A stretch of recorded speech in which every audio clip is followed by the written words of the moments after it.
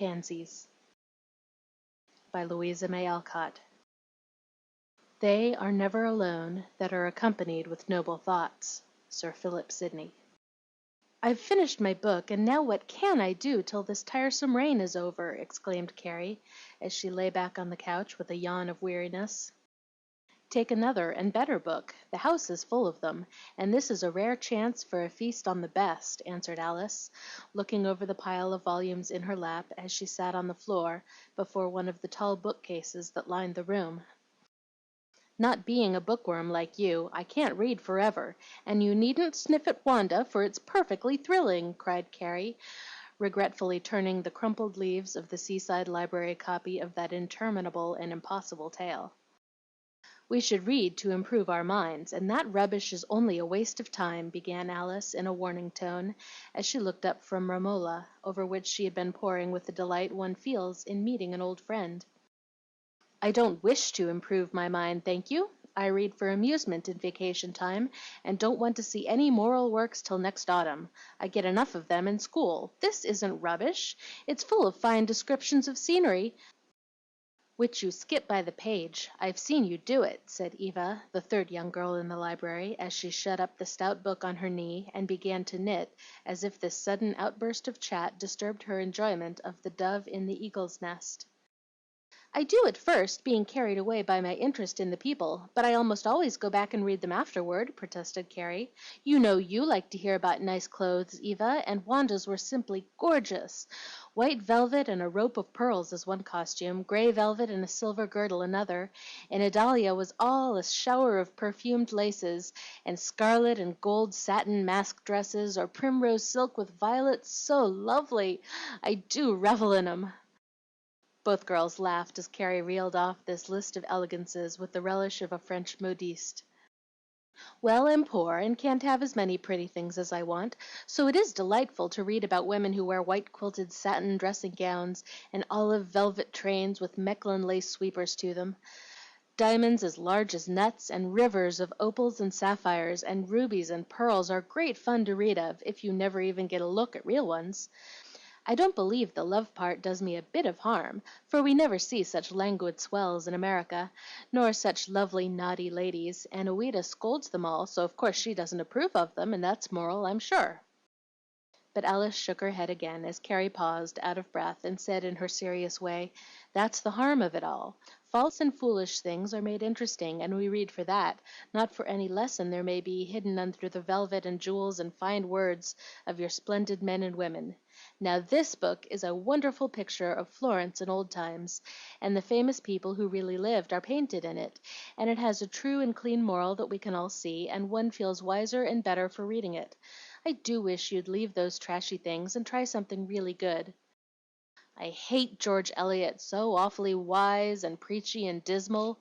I really couldn't wade through Daniel Deronda, though the Mill on the Floss wasn't bad," answered Carrie with another yawn, as she recalled the Jew Mordecai's long speeches and Daniel's meditations. "I know you'd like this," said Eva, patting her book with an air of calm content, for she was a modest, common-sense little body, full of innocent fancies and the mildest sort of romance. "I love dear Miss Yonge, with her nice, large families and their trials and their pious ways and pleasant homes full of brothers and sisters and good fathers and mothers. I'm never tired of them, and have read Daisy Chain 9 times at least.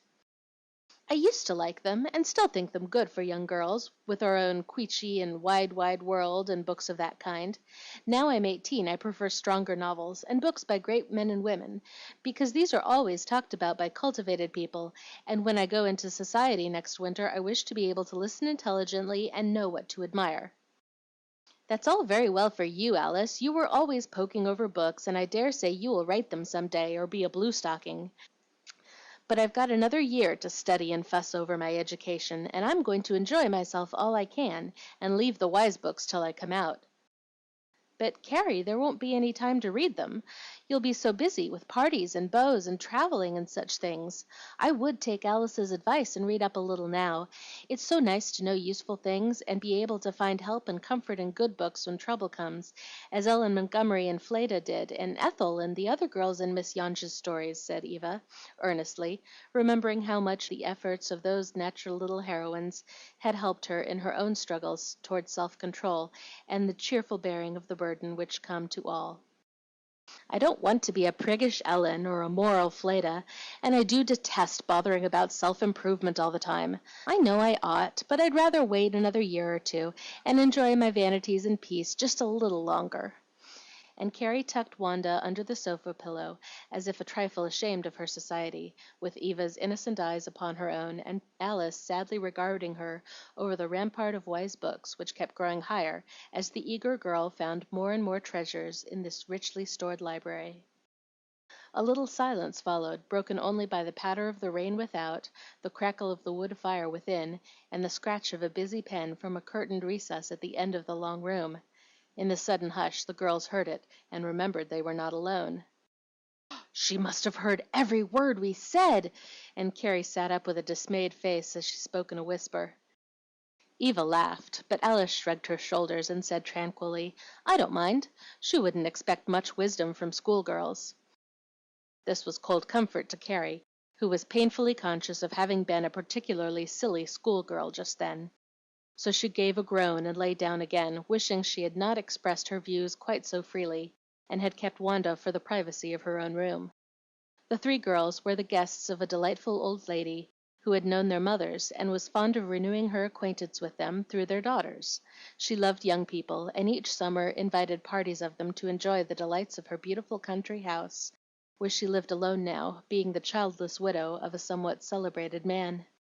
She made it very pleasant for her guests, leaving them free to employ a part of the day as they liked, providing the best of company at dinner, gay revels in the evening, and a large house full of curious and interesting things to examine at their leisure. The rain had spoiled a pleasant plan, and business letters had made it necessary for Mrs. Warburton to leave the three to their own devices after lunch. They had read quietly for several hours, and their hostess was just finishing her last letter when fragments of the conversation reached her ear. She listened with amusement, unconscious that they had forgotten her presence, finding the different views very characteristic and easily explained by the difference of the homes out of which the three friends came. Alice was the only daughter of a scholarly man and a brilliant woman, therefore her love of books and desire to cultivate her mind was very natural. But the danger in her case would be in the neglect of other things equally important, too varied reading, and a superficial knowledge of many authors, rather than a true appreciation of a few of the best and greatest. Eva was one of many children in a happy home, with a busy father, a pious mother, and many domestic cares as well as joys already falling to the dutiful girl's lot. Her instincts were sweet and unspoiled, and she only needed to be shown where to find new and better helpers for the real trials of life, when the childish heroines she loved could no longer serve her in the years to come. Carrie was one of the ambitious yet commonplace girls who wished to shine, without knowing the difference between the glitter of a candle which attracts moths and the serene light of a star, or the cheery glow of a fire round which all love to gather. Her mother's aims were not high, and the two pretty daughters knew that she desired good matches for them, educated them for that end, and expected them to do their parts when the time came. The elder sister was now at a watering place with her mother, and Carrie hoped that a letter would soon come telling her that Mary was settled. During her stay with Mrs. Warburton she had learned a great deal, and was unconsciously contrasting the life here with the frivolous one at home, made up of public show and private sacrifice of comfort, dignity, and peace. Here were people who dressed simply, enjoyed conversation, kept up their accomplishments even when old, and were so busy, lovable, and charming that poor Carrie often felt vulgar, ignorant, and mortified among them, in spite of their fine breeding and kindliness. The society Mrs. Warburton drew about her was the best, and old and young, rich and poor, wise and simple, all seemed genuine, glad to give or receive, enjoy and rest, and then go out to their work refreshed by the influences of the place and the sweet old lady who made it what it was. The girls would soon begin life for themselves, and it was well that they had this little glimpse of really good society before they left the shelter of home to choose friends, pleasures, and pursuits for themselves, as all young women do when once launched. The sudden silence and then the whispers suggested to the listener that she had perhaps heard something not meant for her ears, so she presently emerged with her letters and said, as she came smiling toward the group about the fire, "How are you getting through this long, dull afternoon, my dears? Quiet as mice till just now. What woke you up? A battle of the books? Alice looks as if she had laid in plenty of ammunition and you were preparing to besiege her." The girls laughed, and all rose, for Madam Warburton was a stately old lady, and people involuntarily treated her with great respect, even in this mannerless age. "We were only talking about books," began Carrie, deeply grateful that Wanda was safely out of sight. "And we couldn't agree," added Eva, running to ring the bell for the man to take the letters, for she was used to these little offices at home, and loved to wait on Madam. "Thanks, my love. Now let us talk a little if you are tired of reading, and if you like to let me share the discussion. Comparing tastes in literature is always a pleasure, and I used to enjoy talking over books with my girl friends more than anything else." As she spoke, Mrs. Warburton sat down in the chair which Alice rolled up, drew Eva to the cushion at her feet, and nodded to the others as they settled again, with interested faces, one at the table where the pile of chosen volumes now lay, the other erect on the couch where she had been practicing the poses full of languid grace, so much affected by her favorite heroines. "Carrie was laughing at me for liking wise books and wanting to improve my mind. Is it foolish and a waste of time?" asked Alice, eager to convince her friend and secure so powerful an ally. "No, my dear, it is a very sensible desire, and I wish more girls had it. Only don't be greedy and read too much. Cramming and smattering is as bad as promiscuous novel reading, or no reading at all. Choose carefully, read intelligently, and digest thoroughly each book. Then you make it your own," answered Mrs. Warburton, quite in her element now, for she loved to give advice, as most old ladies do. "But how can we know what to read if we mayn't follow our tastes?" said Carrie, trying to be interested and intelligent in spite of her fear that a school-marmy lecture was in store for her. "Ask advice, and so cultivate a true and refined taste. I always judge people's characters a good deal by the books they like, as well as by the company they keep, so one should be careful, for this is a pretty good test. Another is, be sure that whatever will not bear reading aloud is not fit to read to one's self. Many young girls ignorantly or curiously take up books quite worthless and really harmful, because under the fine writing and brilliant color lurks immorality, or the false sentiment which gives wrong ideas of life and things which should be sacred. They think, perhaps, that no one knows this taste of theirs, but they are mistaken, for it shows itself in many ways and betrays them. Attitudes, looks, careless words, and a morbid or foolishly romantic view of certain things show plainly that the maidenly instincts are blunted, and harm done that perhaps can never be repaired." Mrs. Warburton kept her eyes fixed upon the tall andirons, as if gravely reproving them, which was a great relief to Carrie, whose cheeks glowed as she stirred uneasily and took up a screen as if to guard them from the fire. But conscience pricked her sharply, and memory, like a traitor, recalled many a passage or scene in her favorite books which she could not have read aloud even to that old lady, though she enjoyed them in private. Nothing very bad, but false and foolish, poor food for a lively fancy and young mind to feed on, as the weariness or excitement which always followed plainly proved, since one should feel refreshed, not cloyed, with an intellectual feast. Alice, with both elbows on the table, listened with wide-awake eyes, and Eva watched the raindrops trickle down the pane with an intent expression, as if asking herself if she had ever done this naughty thing. "Then there is another fault," continued Mrs. Warburton, well knowing that her first shot had hit its mark, and anxious to be just. "Some book-loving lassies have a mania for trying to read everything, and dip into works far beyond their powers, or try too many different kinds of self-improvement at once. So they get a muddle of useless things into their heads, instead of well-assorted ideas and real knowledge. They must learn to wait and select, for each age has its proper class of books, and what is Greek to us at 18 may be just what we need at 30.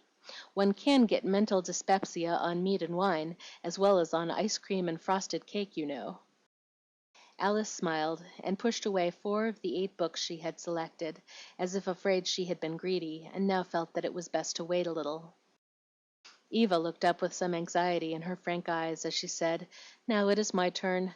Must I give up my dear homely books and take to Ruskin, Kant, or Plato?" Mrs. Warburton laughed as she stroked the pretty brown head at her knee.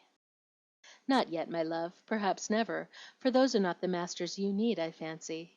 Since you like stories about everyday people, try some of the fine biographies of real men and women about whom you should know something. You will find their lives full of stirring, helpful, and lovely experiences, and in reading of these you will get courage and hope, and faith to bear your own trials as they come.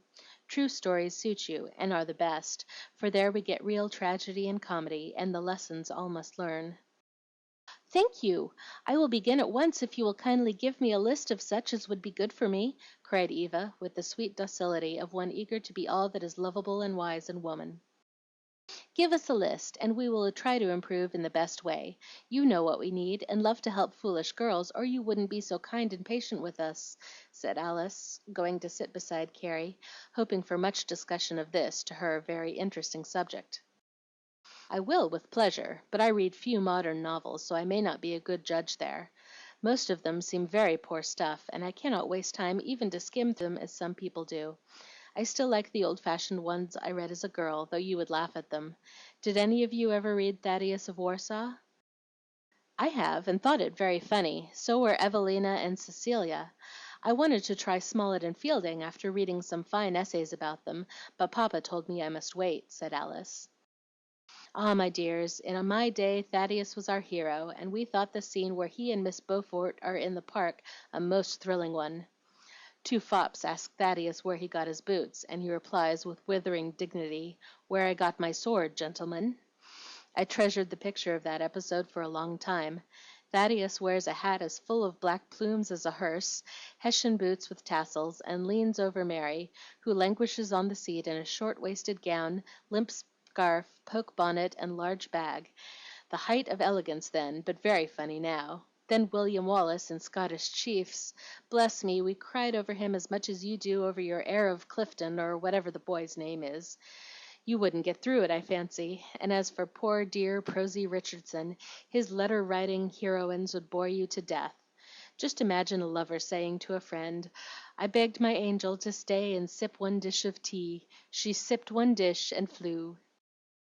Now I'm sure that's sillier than anything the Duchess ever wrote with her 5 o'clock teas and flirtations over plum cake on lawns," cried Carrie, as they all laughed at the immortal Lovelace.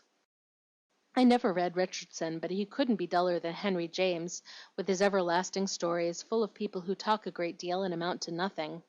I like the older novels best, and enjoy some of Scott's and Miss Edgeworth's better than Howell's or any of the modern realistic writers, with their elevators and paint pots and everyday people," said Alice, who wasted little time on light literature. "I'm glad to hear you say so, for I have an old-fashioned fancy that I'd rather read about people as they were, for that is history, or as they might and should be, for that helps us in our own efforts, not as they are, for that we know, and are all sufficiently commonplace ourselves, to be the better for a nobler and wider view of life and men than any we are apt to get, so busy are we earning daily bread, or running after fortune, honor, or some other bubble. But I mustn't lecture, or I shall bore you, and forget that I am your hostess, whose duty it is to amuse." As Mrs. Warburton paused, Carrie, anxious to change the subject, said, with her eyes on a curious jewel which the old lady wore, "I also like true stories, and you promised to tell us about that lovely pin some day. This is just the time for it. Please do." "With pleasure, for the little romance is quite apropos to our present chat.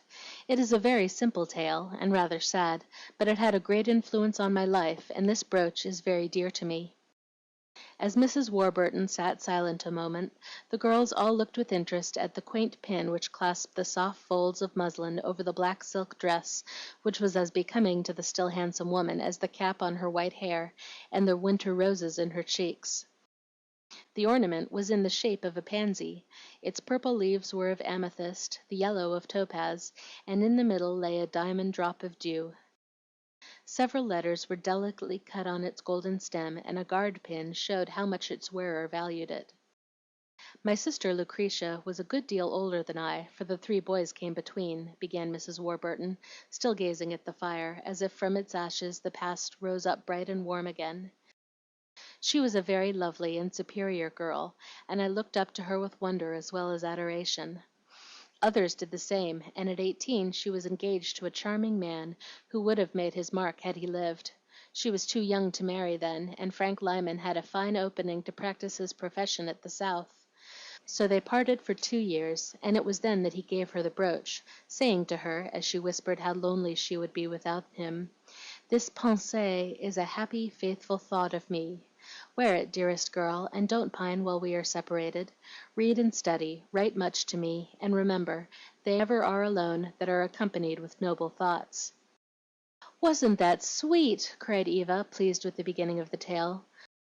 "So romantic," added Carrie, recalling the amber amulet one of her pet heroes wore for years, and died kissing after he had killed some 50 Arabs in the desert. "Did she read and study?" asked Alice, with a soft color in her cheek and eager eyes, for a budding romance was folded away in the depths of her maidenly heart, and she liked a love story. "I'll tell you what she did, for it was rather remarkable at that day, when girls had little schooling and picked up accomplishments as they could. The first winter she read and studied at home, and wrote much to Mr. Lyman. I have their letters now, and very fine ones they are, though they would seem old-fashioned to you young things. Curious love letters, full of advice, the discussion of books, report of progress, glad praise, modest gratitude, happy plans, and a faithful affection that never wavered, though Lucretia was beautiful and much admired, and the dear fellow a great favorite among the brilliant Southern women. The second spring, Lucretia, anxious to waste no time, and ambitious to surprise Lyman, decided to go and study with old Dr. Gardner at Portland. He fitted young men for college, was a friend of our father's, and had a daughter who was a very wise and accomplished woman. That was a very happy summer, and Lou got on so well that she begged to stay all winter. It was a rare chance, for there were no colleges for girls then, and very few advantages to be had, and the dear creature burned to improve every faculty, that she might be more worthy of her lover. She fitted herself for college with the youths there, and did wonders, for love sharpened her wits, and the thought of that happy meeting spurred her on to untiring exertion. Lyman was expected in May, and the wedding was to be in June, but alas for the poor girl, the yellow fever came, and he was one of the first victims. They never met again, and nothing was left her of all that happy time but his letters, his library, and the pansy. Mrs. Warburton paused to wipe a few quiet tears from her eyes, while the girls sat in sympathetic silence. "We thought it would kill her, that sudden change from love, hope, and happiness to sorrow, death, and solitude. But hearts don't break, my dears, if they know where to go for strength. Lucretia did, and after the first shock was over found comfort in her books, saying with a brave, bright look and the sweetest resignation, 'I must go on trying to be more worthy of him, for we shall meet again in God's good time, and he shall see that I do not forget.'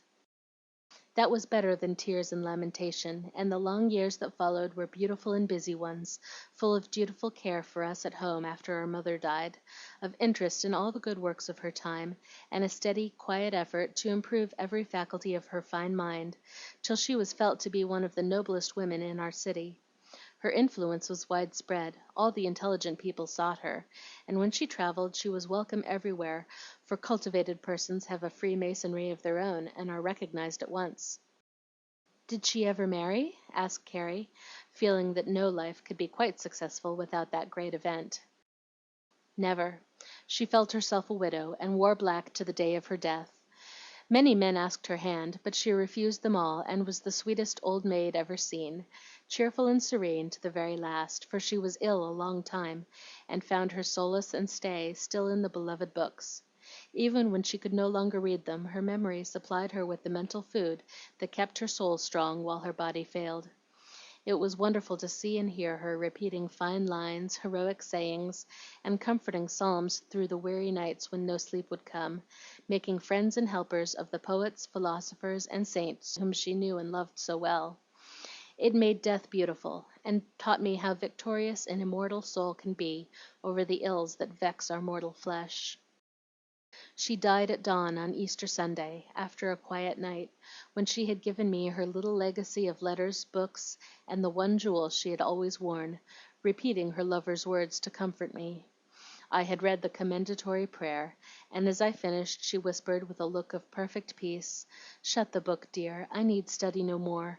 I have hoped and believed. Now I shall know," and so went happily away to meet her lover after patient waiting. The sigh of the wind was the only sound that broke the silence till the quiet voice went on again, as if it loved to tell the story, for the thought of soon seeing the beloved sister took the sadness from the memory of the past. I also found my solace in books, for I was very lonely when she was gone, my father being dead, the brothers married, and home desolate.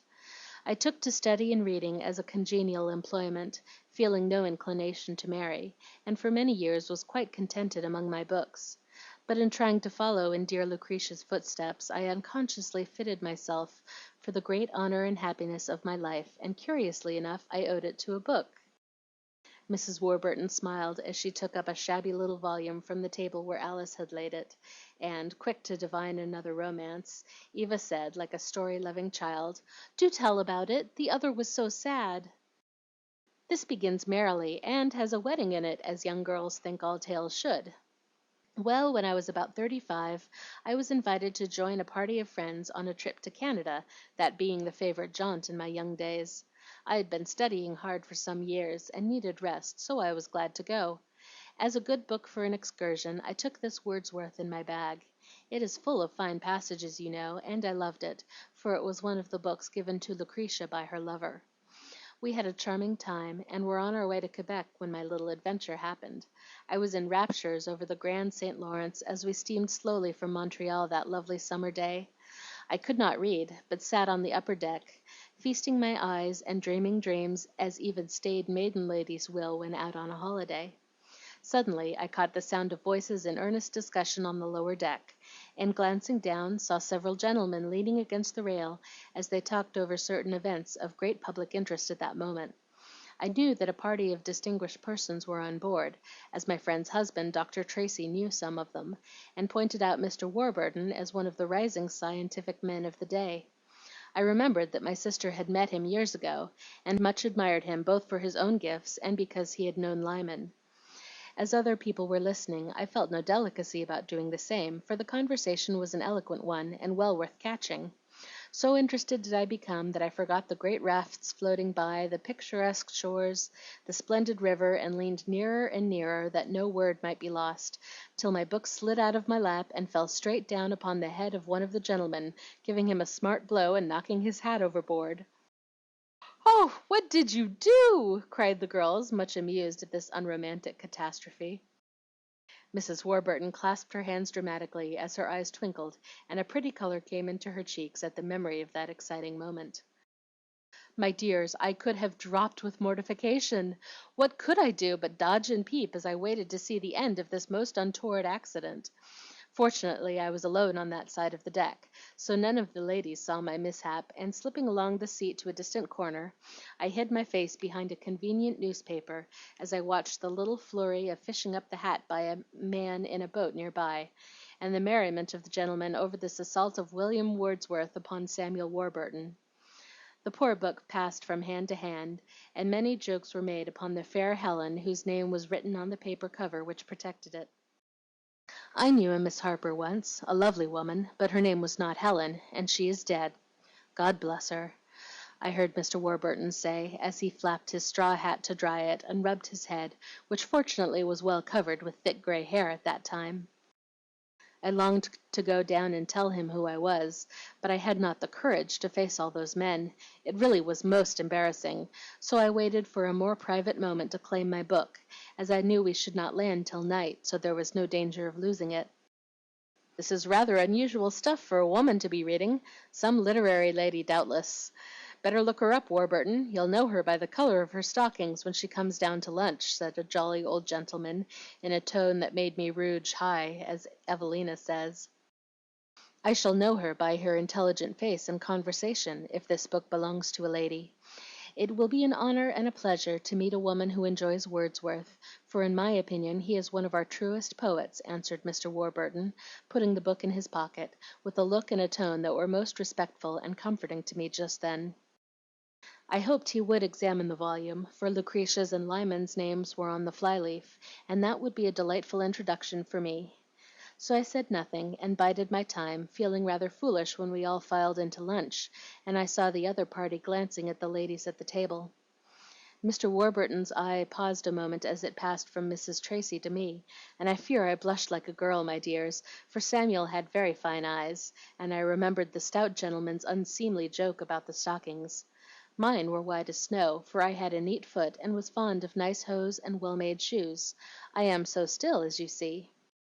Here the old lady displayed a small foot in a black silk stocking and delicate slipper, with the artless pride a woman feels at any age in one of her best points. The girls gratified her by a murmur of admiration, and, decorously readjusting the folds of her gown, she went on with the most romantic episode of her quiet life. I retired to my stateroom after lunch to compose myself, and when I emerged, in the cool of the afternoon, my first glance showed me that the hour had come, for there on deck was Mr. Warburton, talking to Mrs. Tracy, with my book in his hand. I hesitated a moment, for in spite of my age I was rather shy, and really it was not an easy thing to apologize to a strange gentleman for dropping books on his head and spoiling his hat. Men think so much of their hats, you know. I was spared embarrassment, however, for he saw me and came to me at once, saying in the most cordial manner, as he showed the names on the fly-leaf of my Wordsworth, "I am sure we need no other introduction but the names of these two dear friends of ours. I am very glad to find that Miss Helen Harper is the little girl I saw once or twice at your father's house some years ago, and to meet her so pleasantly again." That made everything easy and delightful, and when I had apologized and been laughingly assured that he considered it rather an honor than otherwise to be assaulted by so great a man, we fell to talking of old times, and soon forgot that we were strangers. He was 20 years older than I, but a handsome man, and a most interesting and excellent one, as we all know. He had lost a young wife long ago, and had lived for science ever since, but it had not made him dry or cold or selfish. He was very young at heart for all his wisdom, and enjoyed that holiday like a boy out of school. So did I, and never dreamed that anything would come of it but a pleasant friendship founded on our love for those now dead and gone. Dear me, how strangely things turn out in this world of ours, and how the dropping of that book changed my life. Well, that was our introduction, and that first long conversation was followed by many more equally charming during the 3 weeks our parties were much together, as both were taking the same trip, and Dr. Tracy was glad to meet his old friend. I need not tell you how delightful such society was to me, nor how surprised I was when, on the last day before we parted, Mr. Warburton, who had answered many questions of mine during these long chats of ours, asked me a very serious one, and I found that I could answer it as he wished. It brought me great honor as well as happiness.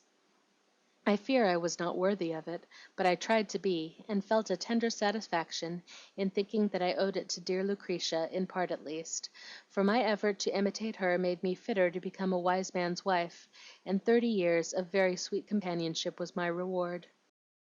As she spoke, Mrs. Warburton bowed her head before the portrait of a venerable old man which hung above the mantelpiece. It was a pretty, old-fashioned expression of wifely pride and womanly tenderness in the fine old lady, who forgot her own gifts, and felt only humility and gratitude to the man who had found in her a comrade in intellectual pursuits, as well as a helpmeet at home and a gentle prop for his declining years.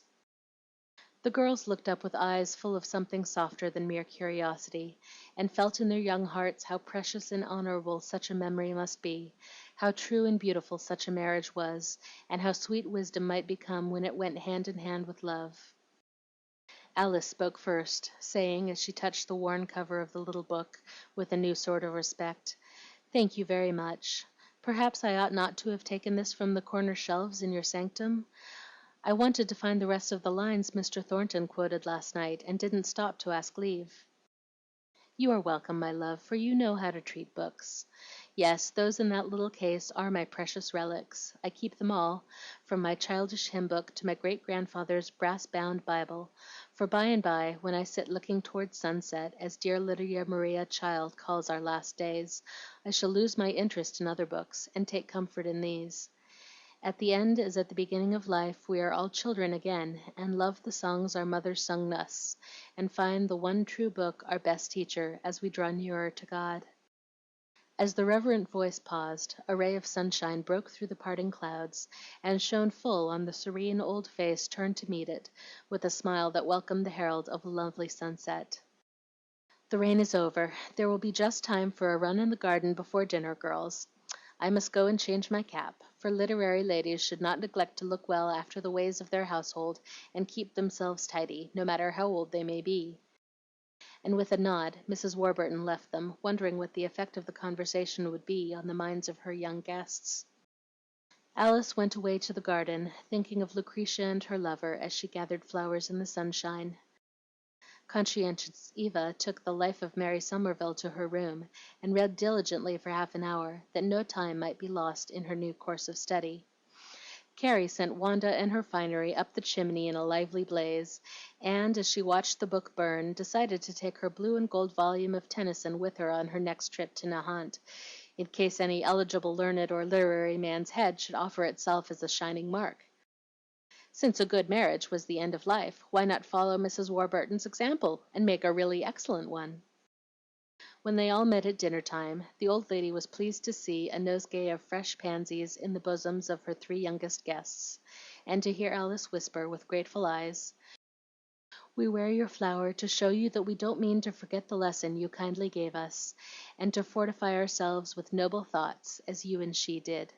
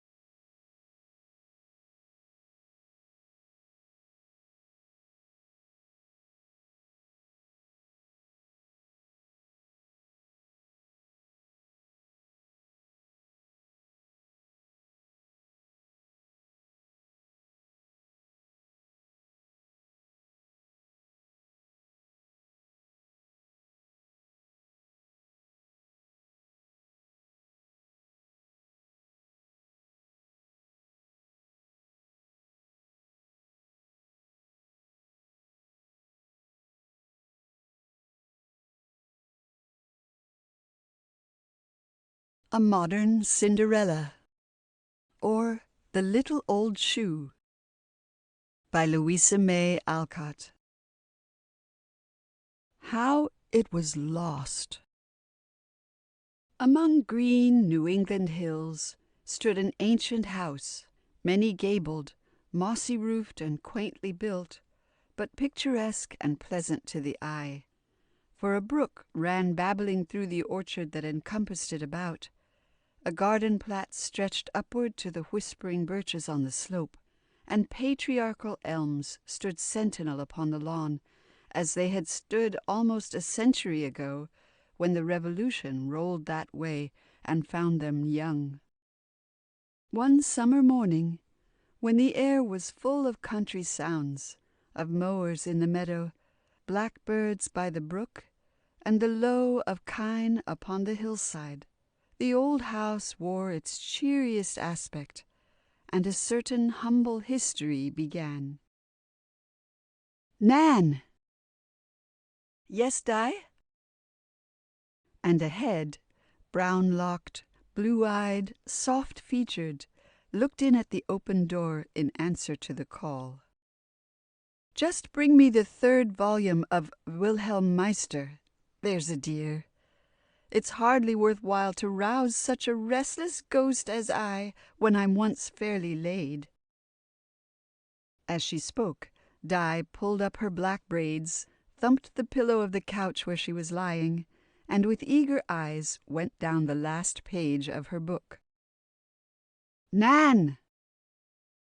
"Yes, Laura," replied the girl, coming back with the 3rd volume for the literary cormorant, who took it with a nod, still too content upon The Confessions of a Fair Saint to remember the failings of a certain plain sinner. "Don't forget the Italian cream for dinner, I depend upon it, for it's the only thing fit for me this hot weather." And Laura, the cool blonde, disposed the folds of her white gown more gracefully about her, and touched up the eyebrow of the Minerva she was drawing. "Little daughter." "Yes, father." "Let me have plenty of clean collars in my bag, for I must go at once. And some of you bring me a glass of cider in about an hour. I shall be in the lower garden." The old man went away into his imaginary paradise, and Nan into that domestic purgatory on a summer day, the kitchen. There were vines about the windows, sunshine on the floor, and order everywhere. But it was haunted by a cooking stove, that family altar whence such varied incense rises to appease the appetite of household gods, before which such dire incantations are pronounced to ease the wrath and woe of the priestess of the fire, and about which often linger saddest memories of wasted temper, time, and toil. Nan was tired, having risen with the birds, hurried, having many cares those happy little housewives never know, and disappointed in a hope that hourly dwindled, peaked, and pined. She was too young to make the anxious lines upon her forehead seem at home there, too patient to be burdened with the labor others should have shared, too light of heart to be pent up when earth and sky were keeping a blithe holiday. But she was one of that meek sisterhood who, thinking humbly of themselves, believe they are honored by being spent in the service of less conscientious souls, whose careless thanks seem quite reward enough. To and fro she went, silent and diligent, giving the grace of willingness to every humble or distasteful task the day had brought her. But some malignant sprite seemed to have taken possession of her kingdom, for rebellion broke out everywhere. The kettles would boil over most obstreperously. The mutton refused to cook with the meek alacrity to be expected from the nature of a sheep. The stove, with unnecessary warmth of temper, would glow like a fiery furnace. The irons would scorch, the linens would dry, and spirits would fail, though patience never. Nan tugged on, growing hotter and wearier, more hurried and more hopeless, till at last the crisis came. For in one fell moment she tore her gown, burnt her hand, and smutched the collar she was preparing to finish in the most unexceptionable style. Then, if she had been a nervous woman, she would have scolded. Being a gentle girl, she only lifted up her voice and wept. Behold, she watereth her linen with salt tears, and bewaileth herself because of much tribulation. But lo, help cometh from afar. A strong man bringeth lettuce wherewith to stay her, plucketh berries to comfort her withal, and clasheth cymbals, that she may dance for joy. The voice came from the porch, and with her hope fulfilled, Nan looked up to greet John Lord, the house friend, who stood there with a basket on his arm. And as she saw his honest eyes, kind lips, and helpful hands, the girl thought this plain young man the comeliest, most welcome sight she had beheld that day. "How good of you to come through all this heat, and not to laugh at my despair," she said, looking up like a grateful child as she led him in. "I only obeyed orders, Nan, for a certain dear old lady had a motherly presentiment that you had got into a domestic whirlpool, and sent me as a sort of life-preserver. So I took the basket of consolation, and came to fold my feet upon the carpet of contentment in the tent of friendship." As he spoke, John gave his own gift in his mother's name, and bestowed himself in the wide window-seat, where morning glories nodded at him, and the old butternut sent pleasant shadows dancing to and fro. His advent, like that of Orpheus in Hades, seemed to soothe all unpropitious powers with a sudden spell. The fire began to slacken, the kettles began to lull, the meat began to cook, the irons began to cool, the clothes began to behave, the spirits began to rise, and the collar was finished off with most triumphant success. John watched the change, and, though a lord of creation, abased himself to take compassion on the weaker vessel, and was seized with a great desire to lighten the homely tasks that tried her strength of body and soul. He took a comprehensive glance about the room. Then, extracting a dish from the closet, proceeded to imbrue his hands in the strawberry's blood. "Oh, John, you needn't do that. I shall have time when I've turned the meat, made the pudding, and done these things. See, I'm getting on finely now. You're a judge of such matters. Isn't that nice?" As she spoke, Nan offered the polished absurdity for inspection with innocent pride. "Oh, that I were a collar to sit upon that hand," sighed John, adding argumentatively, "As to the berry question, I might answer it with a gem from Dr. Watts relative to Satan and idle hands, but will merely say that as a matter of public safety, you'd better leave me alone. For such is the destructiveness of my nature, that I shall certainly eat something hurtful, break something valuable, or sit upon something crushable, unless you let me concentrate my energies by knocking on these young fellows' hats and preparing them for their doom." Looking at the matter in a charitable light, Nan consented, and went cheerfully on with her work, wondering how she could have thought ironing an infliction, and been so ungrateful for the blessings of her lot. "Where's Sally?"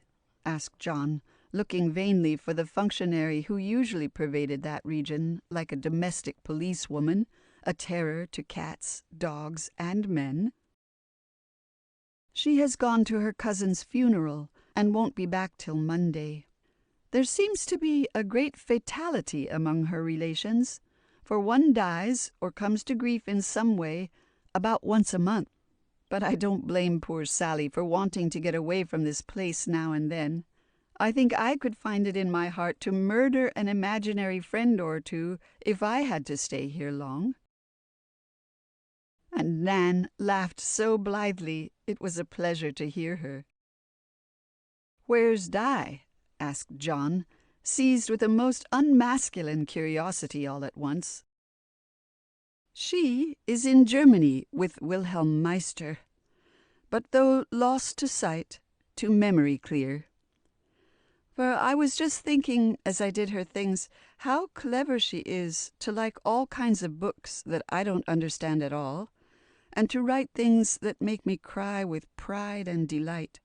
Yes, she's a talented dear, though she hardly knows a needle from a crowbar, and will make herself one great blot some of these days when the divine afflatus descends upon her, I'm afraid." And Nan rubbed away with sisterly zeal at Di's forlorn hose and inky pocket handkerchiefs. "Where is Laura?" proceeded the inquisitor. "Well, I might say that she was in Italy, for she is copying some fine thing of Raphael's or Michelangelo's or some great creature's or other, and she looks so picturesque in her pretty gown, sitting before her easel, that it's really a sight to behold, and I've peeped 2 or 3 times to see how she gets on." And Nan bestirred herself to prepare the dish wherewith her picturesque sister desired to prolong her artistic existence. "Where's your father?"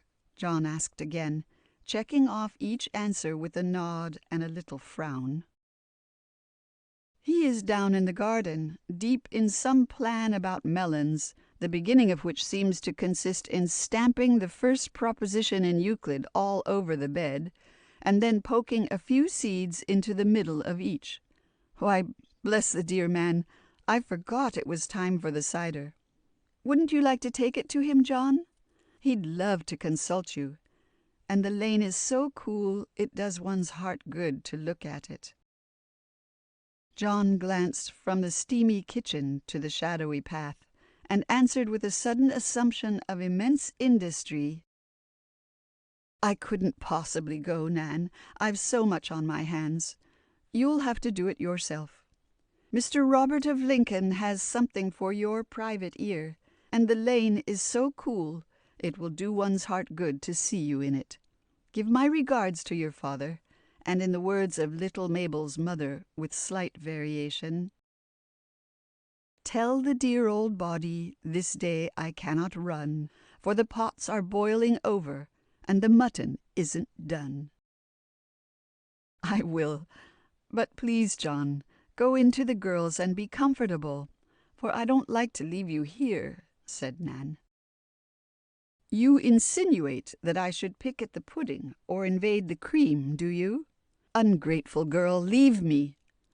And with melodramatic sternness, John extinguished her in his broad-brimmed hat and offered the glass like a poisoned goblet. Nan took it and went smiling away, but the lane might have been the desert of Sahara for all she knew of it, and she would have passed her father as unconcernedly as if he had been an apple tree, had he not called out, "Stand and deliver, little woman." She obeyed the venerable highwayman, and followed him to and fro, listening to his plans and directions with a mute attention that quite won his heart.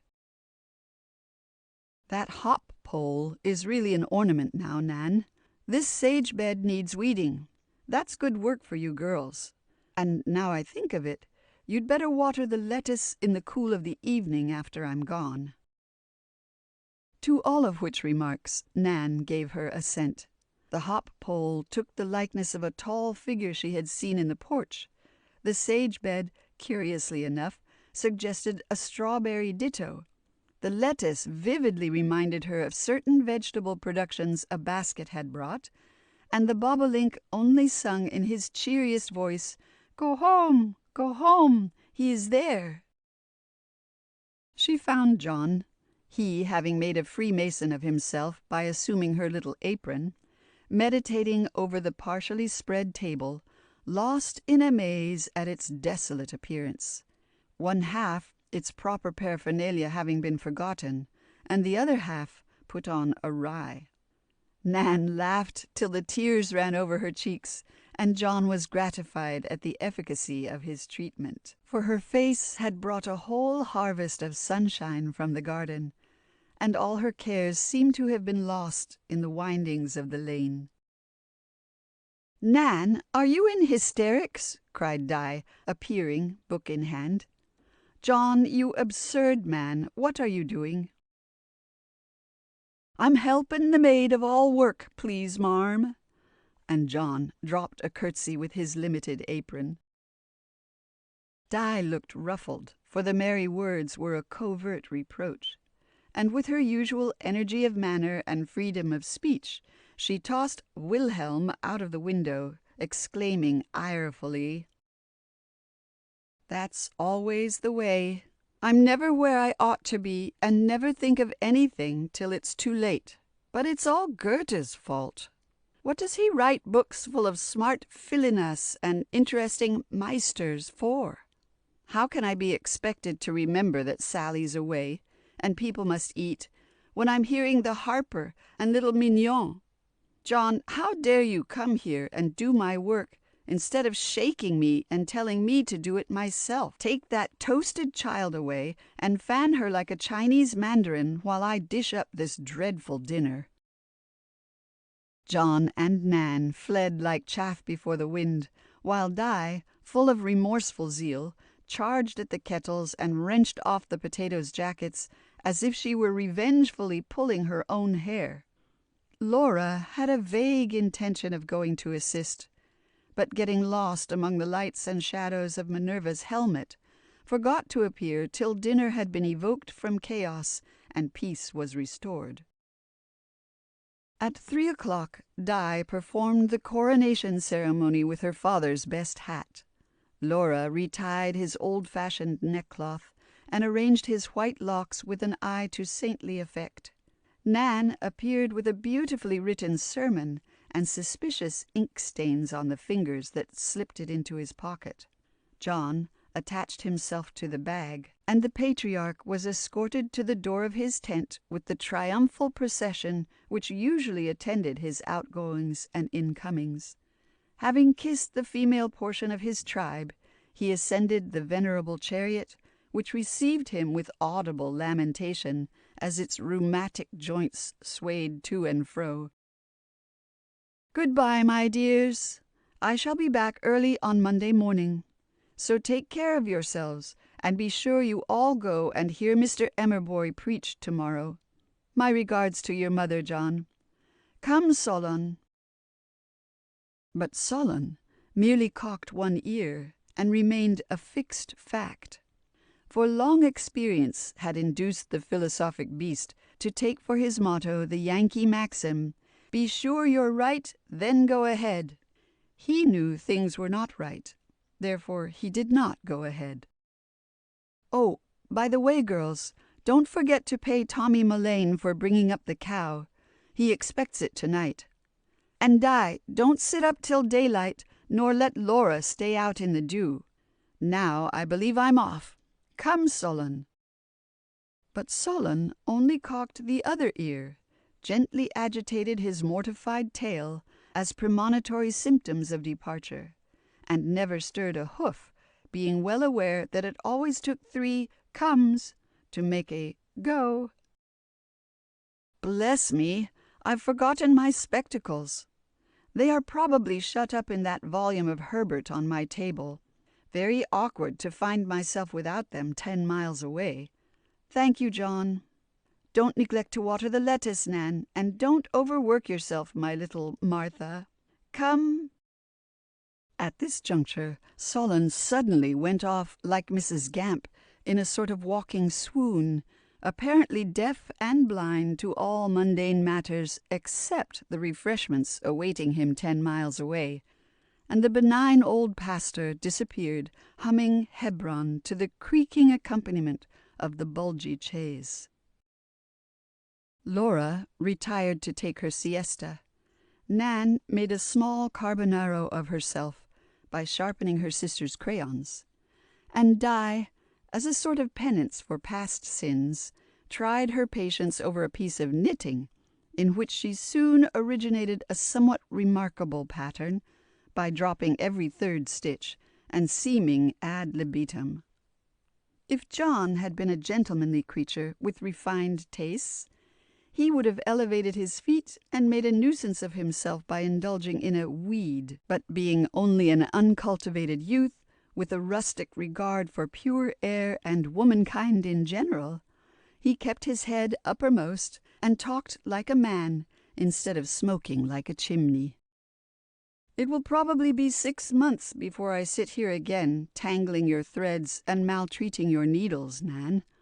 How glad you must feel to hear it," he said, looking up from a thoughtful examination of the hard-working little citizens of the industrial community settled in Nan's work-basket.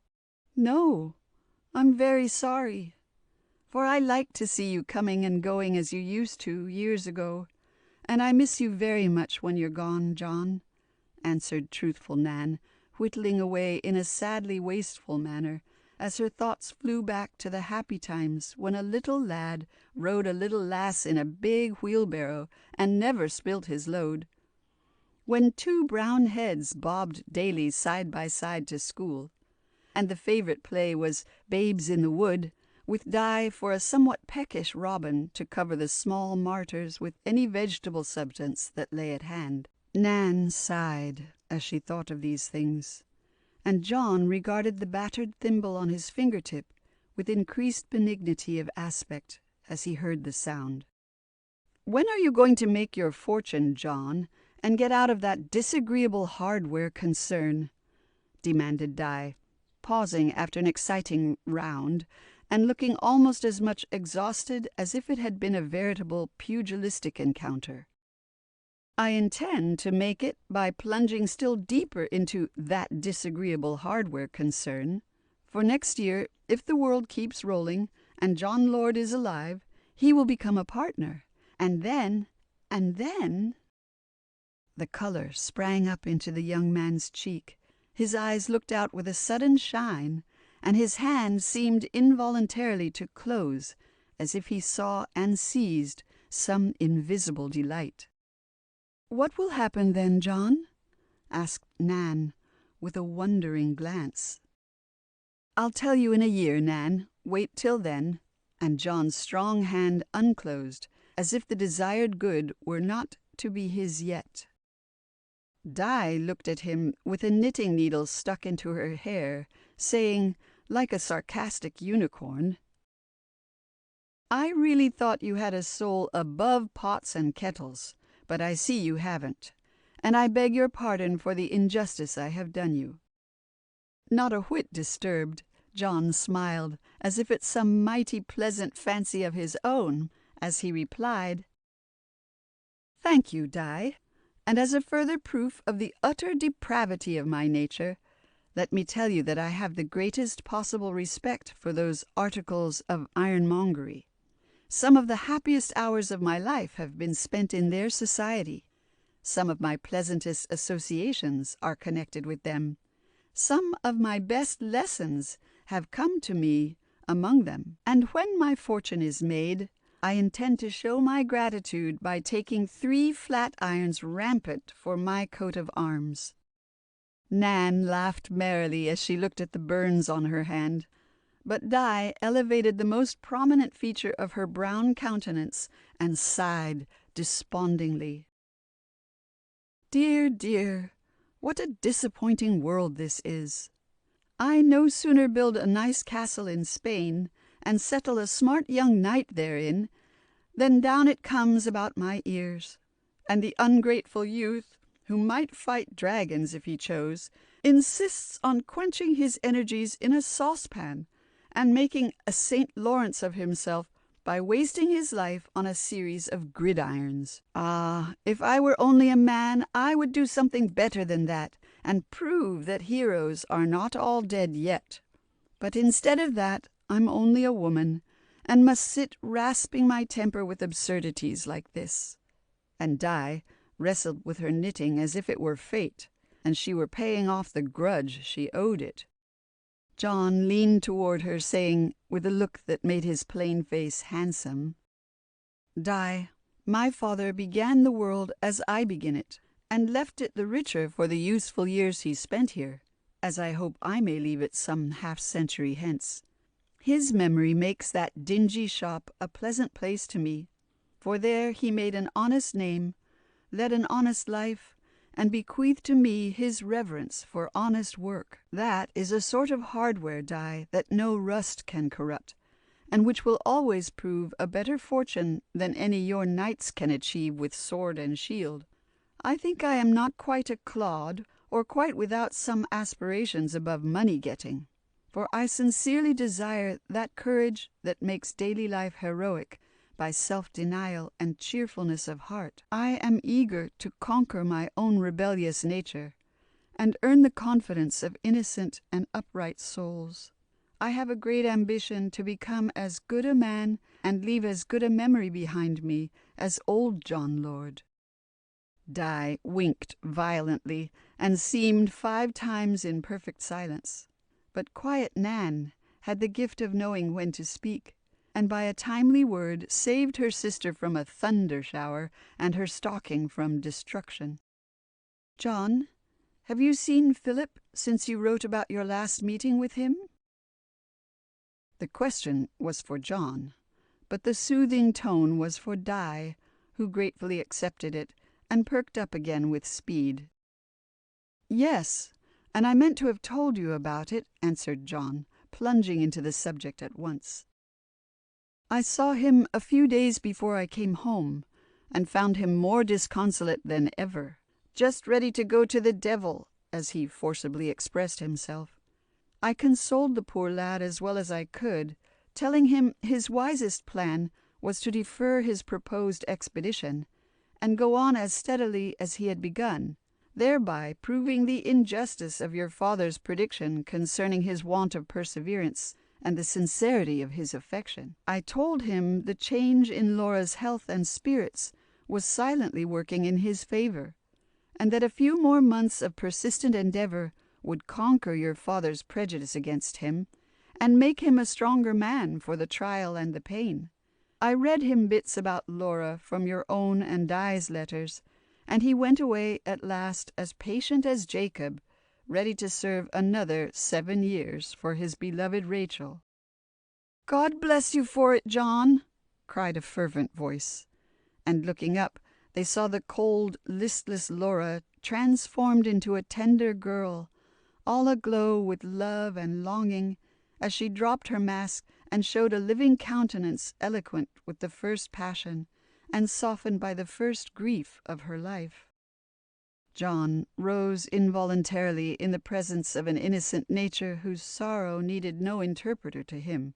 The girl read sympathy in his brotherly regard, and found comfort in the friendly voice that asked, half playfully, half seriously, "Shall I tell him that he is not forgotten even for an Apollo?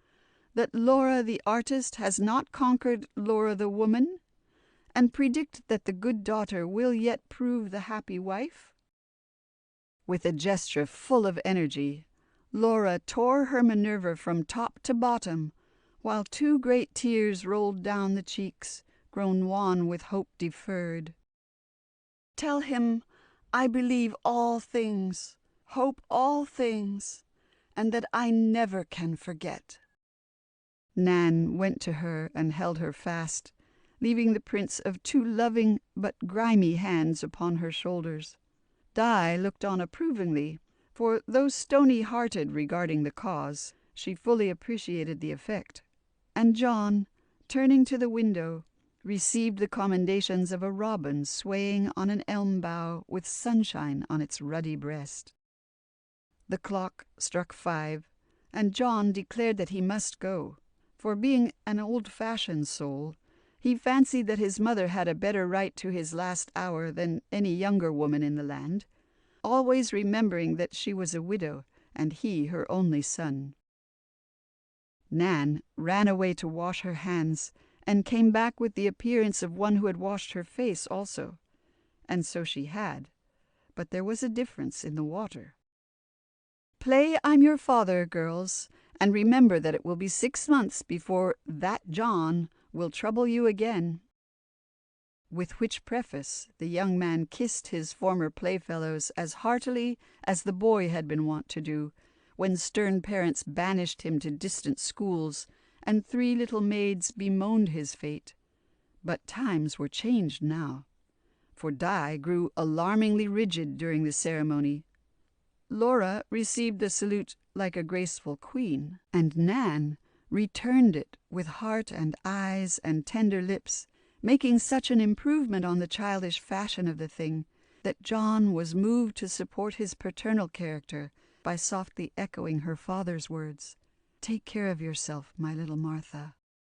Then they all streamed after him along the garden path, with the endless messages and warnings girls are so prone to give, and the young man, with a great softness at his heart, went away as many another John has gone, feeling better for the companionship of innocent maidenhood, and stronger to wrestle with temptation, to wait and hope and work.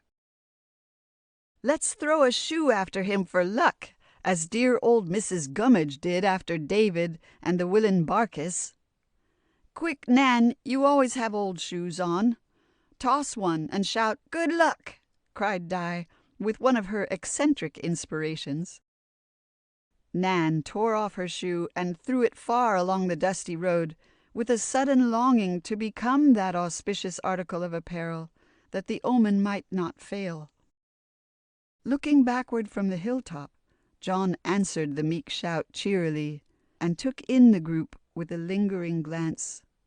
Laura in the shadow of the elms, Di perched on the fence, and Nan leaning far over the gate with her hand above her eyes and the sunshine touching her brown hair with gold.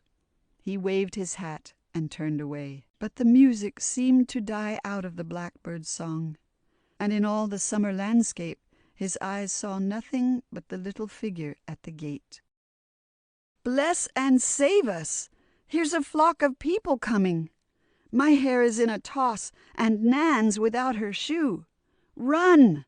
Fly, girls, or the Philistines will be upon us!" cried Di, tumbling off her perch in sudden alarm. 3 agitated young ladies, with flying draperies and countenances of mingled mirth and dismay, might have been seen precipitating themselves into a respectable mansion with unbecoming haste. But the squirrels were the only witnesses of this vision of sudden flight, and, being used to ground and lofty tumbling, didn't mind it. When the pedestrians passed, the door was decorously closed, and no one visible but a young man, who snatched something out of the road and marched away again, whistling with more vigor of tone than accuracy of tune, only that and nothing more. How it was found. Summer ripened into autumn, and something fairer than sweet peas and mignonette in Annie's garden grew. Her nature was the counterpart of the hillside grove, where as a child she had read her fairy tales, and now, as a woman, turned the first pages of a more wondrous legend still, lifted above the many-gabled roof, yet not cut off from the echo of human speech. The little grove seemed a green sanctuary, fringed about with violets and full of summer melody and bloom.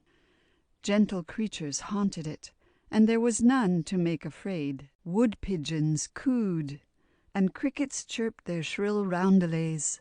Anemones and lady-ferns looked up from the moss that kissed the wanderer's feet.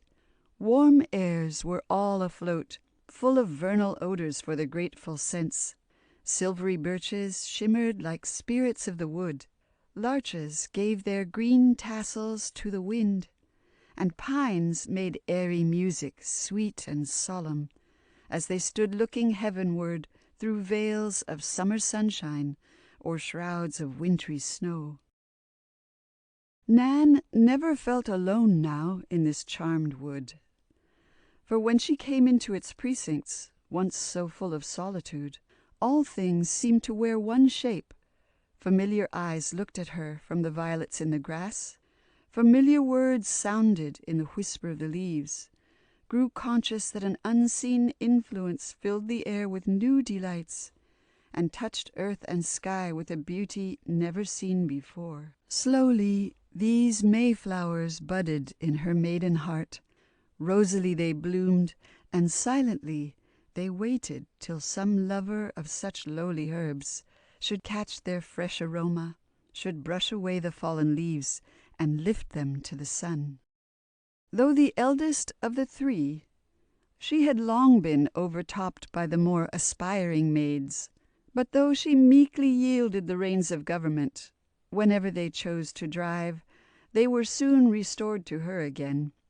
For Di fell into literature, and Laura into love.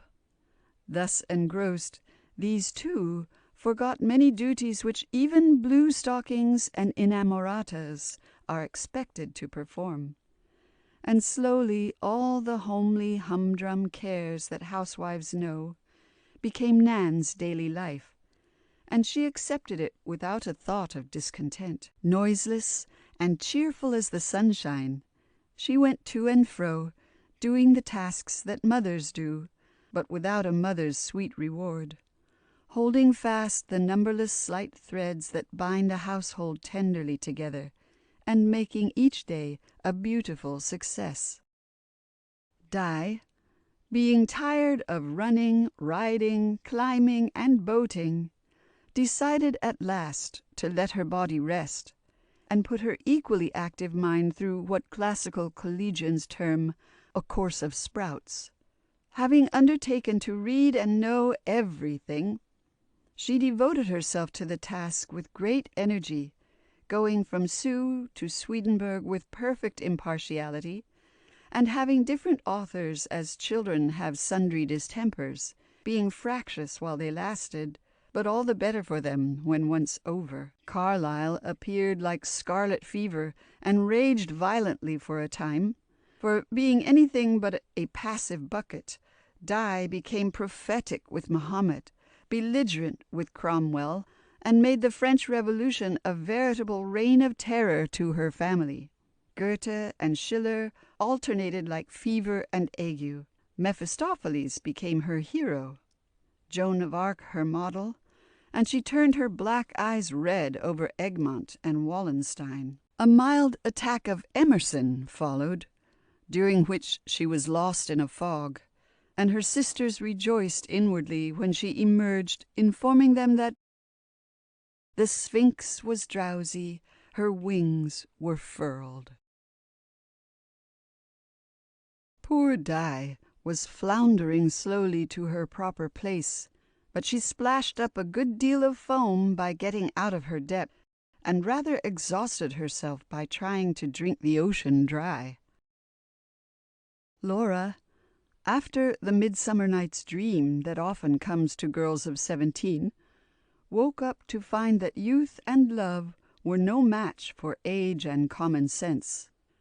Philip had been flying about the world like a thistledown for 25 years, generous-hearted, frank and kind, but with never an idea of the serious side of life in his handsome head. Great, therefore, were the wrath and dismay of the enamoured thistledown when the father of his love mildly objected to seeing her begin the world in a balloon with a very tender but very inexperienced aeronaut for a guide. Laura is too young to play house yet, and you are too unstable to assume the part of lord and master, Philip. Go and prove that you have prudence, patience, energy, and enterprise, and I will give you my girl, but not before. I must seem cruel, that I may be truly kind. Believe this, and let a little pain lead you to great happiness, or show you where you would have made a bitter blunder. The lovers listened, owned the truth of the old man's words, bewailed their fate, and yielded, Laura for love of her father, Philip for love of her. He went away to build a firm foundation for his castle in the air, and Laura retired into an invisible convent, where she cast off the world and regarded her sympathizing sisters through a grate of superior knowledge and unshareable grief. Like a devout nun, she worshipped Saint Philip, and firmly believed in his miraculous powers. She fancied that her woes set her apart from common cares, and slowly fell into a dreamy state, professing no interest in any mundane matter but the art that first attracted Philip. Crayons, bread crusts, and grey paper became glorified in Laura's eyes, and her one pleasure was to sit pale and still before her easel, day after day, filling her portfolios with the faces he had once admired. Her sisters observed that every Bacchus, piping faun, or dying gladiator bore some likeness to a comely countenance that heathen god or hero never owned, and seeing this, they privately rejoiced that she had found such solace for her grief.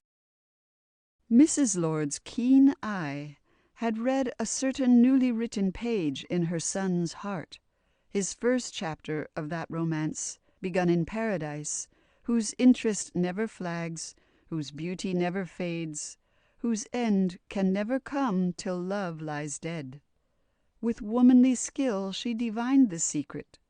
With motherly discretion she counseled patience, and her son accepted her advice, feeling that, like many a healthful herb, its worth lay in its bitterness. Love like a man, John, not like a boy, and learn to know yourself before you take a woman's happiness into your keeping. You and Nan have known each other all your lives, yet till this last visit you never thought you loved her more than any other childish friend. It is too soon to say the words so often spoken hastily, so hard to be recalled. Go back to your work, dear, for another year. Think of Nan in the light of this new hope. Compare her with comelier, gayer girls, and by absence prove the truth of your belief.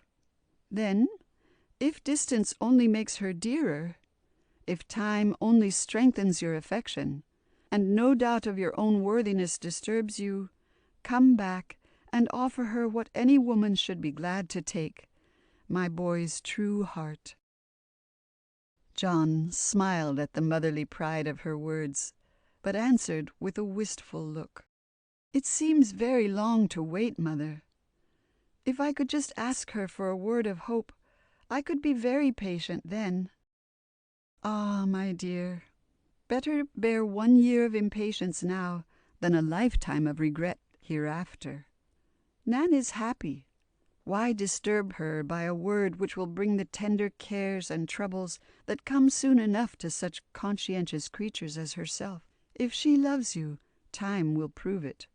Therefore, let the new affection spring and ripen as your early friendship has done, and it will be all the stronger for a summer's growth. Philip was rash, and has to bear his trial now, and Laura shares it with him. Be more generous, John. Make your trial, bear your doubts alone, and give Nan the happiness without the pain. Promise me this, dear. Promise me to hope and wait. The young man's eye kindled, and in his heart there rose a better chivalry, a truer valor than any Di's knights had ever known. "I'll try, Mother," was all he said, but she was satisfied, for John seldom tried in vain. "Oh, girls, how splendid you are! It does my heart good to see my handsome sisters in their best array," cried Nan, one mild October night, as she put the last touches to certain airy raiment fashioned by her own skilful hands, and then fell back to survey the grand effect. Di and Laura were preparing to assist at an event of the season, and Nan, with her own locks fallen on her shoulders, for want of sundry combs promoted to her sisters' heads, and her dress in unwonted disorder, for lack of the many pins extracted in exciting crises of the toilette, hovered like an affectionate bee about 2 very full-blown flowers. Laura looks like a cool Undine, with the ivy wreaths in her shining hair. And Di has illuminated herself to such an extent with those scarlet leaves that I don't know what great creature she resembles most, said Nan, beaming with sisterly admiration.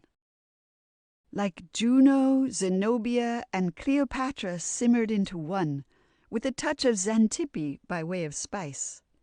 But to my eye, the finest woman of the three is the disheveled young person embracing the bedpost, for she stays at home herself, and gives her time and taste to making homely people fine, which is a waste of good material and an imposition on the public. As Di spoke, both the fashion plates looked affectionately at the grey-gowned figure, but being works of art, they were obliged to nip their feelings in the bud and reserve their caresses till they returned to common life. Put on your bonnet, and we'll leave you at Mrs. Lord's on our way. It will do you good, Nan, and perhaps there may be news from John, added Di, as she bore down upon the door like a man-of-war under full sail.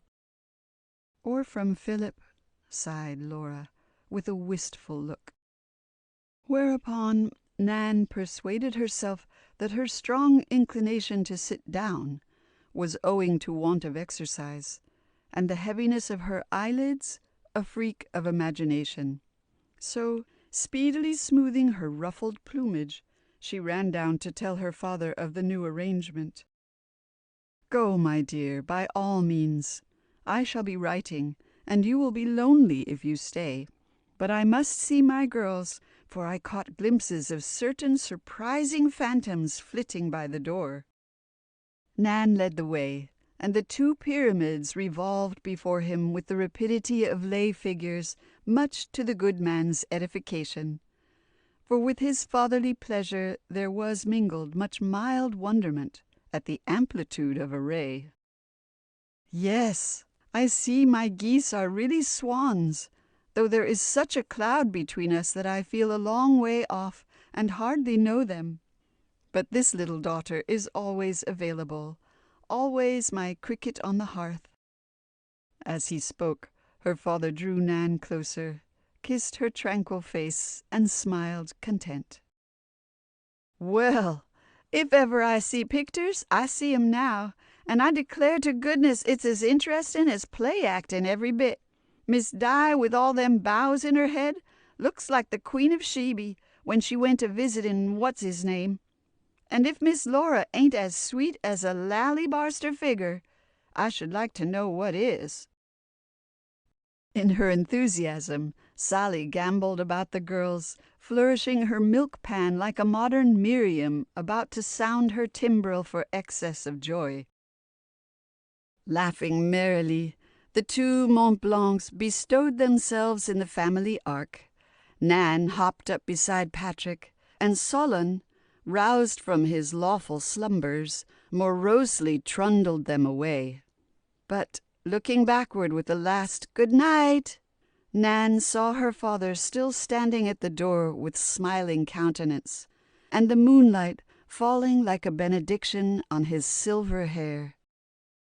"Betsy shall go up the hill with you, my dear, and here's a basket of eggs for your father. Give him my love, and be sure you let me know the next time he is poorly," Mrs. Lord said, when her guest rose to depart after an hour of pleasant chat. But Nan never got the gift, for to her great dismay, her hostess dropped the basket with a crash and flew across the room to meet a tall shape pausing in the shadow of the door.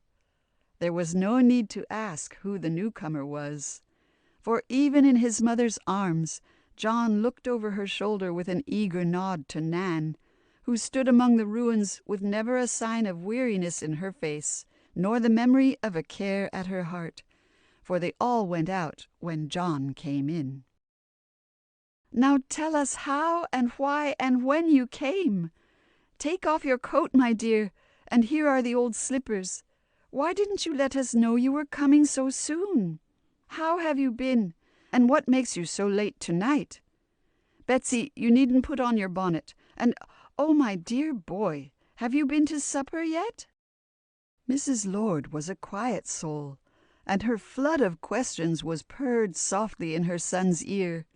For being a woman, she must talk, and being a mother, must pet the one delight of her life, and make a little festival when the lord of the manor came home. A whole drove of fatted calves were metaphorically killed, and a banquet appeared with speed. John was not one of those romantic heroes who can go through 3 volumes of hairbreadth escapes without the faintest hint of that blessed institution, dinner. Therefore, like Lady Leatherbridge, he partook copiously of everything, while the 2 women beamed over each mouthful with an interest that enhanced its flavor, and urged upon him cold meat and cheese, pickles and pie, as if dyspepsia and nightmare were among the lost arts. Then he opened his budget of news and fed them. I was coming next month, according to custom, but Philip fell upon and so tempted me that I was driven to sacrifice myself to the cause of friendship, and up we came tonight. He would not let me come here till we had seen your father, Nan, for the poor lad was pining for Laura, and hoped his good behavior for the past year would satisfy his judge and secure his recall.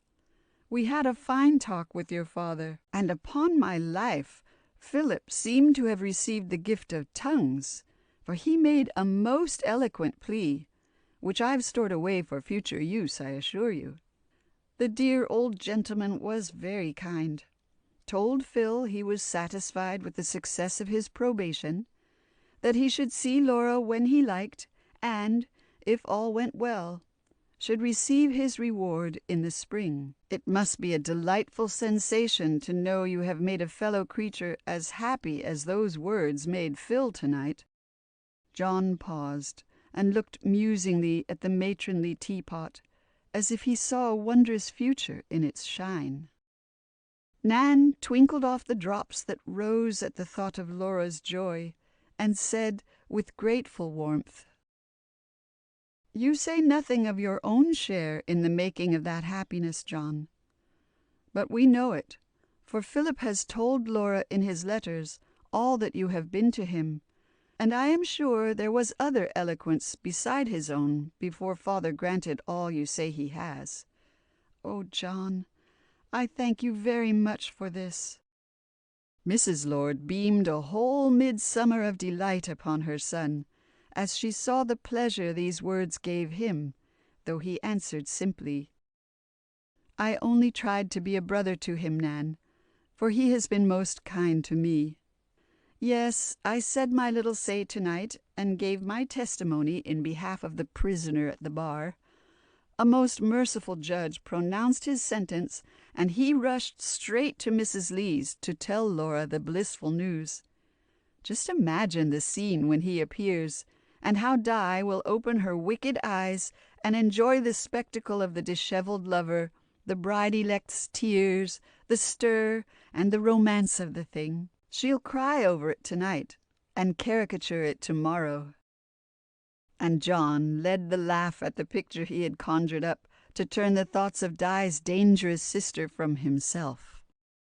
At 10, Nan retired into the depths of her old bonnet, with a far different face from the one she brought out of it, and John, resuming his hat, mounted guard. "Don't stay late, remember, John." And in Mrs. Lord's voice there was a warning tone that her son interpreted aright. "I'll not forget, mother." And he kept his word, for though Philip's happiness floated temptingly before him, and the little figure at his side had never seemed so dear, he ignored the bland winds, the tender night, and set a seal upon his lips, thinking manfully within himself, "I see many signs of promise in her happy face, but I will wait and hope a little longer for her sake." "Where is father, Sally?" asked Nan, as that functionary appeared, blinking owlishly, but utterly repudiating the idea of sleep. "He went down the garden, miss, when the gentleman cleared. bein' a little flustered by the goings-on." "Shall I fetch him in?" asked Sally, as irreverently as if her master were a bag of meal. "No, we will go ourselves." And slowly the two paced down the leaf-strewn walk.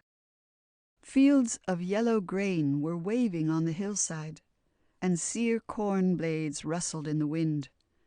From the orchard came the scent of ripening fruit, and all the garden plots lay ready to yield up their humble offerings to their master's hand. But in the silence of the night, a greater reaper had passed by, gathering in the harvest of a righteous life, and leaving only tender memories for the gleaners who had come so late. The old man sat in the shadow of the tree his own hands planted. Its fruit boughs shone ruddily, and its leaves still whispered the low lullaby that hushed him to his rest. "How fast he sleeps!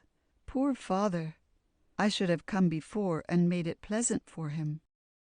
As she spoke, Nan lifted up the head bent down upon his breast and kissed his pallid cheek. "Oh, John, this is not sleep."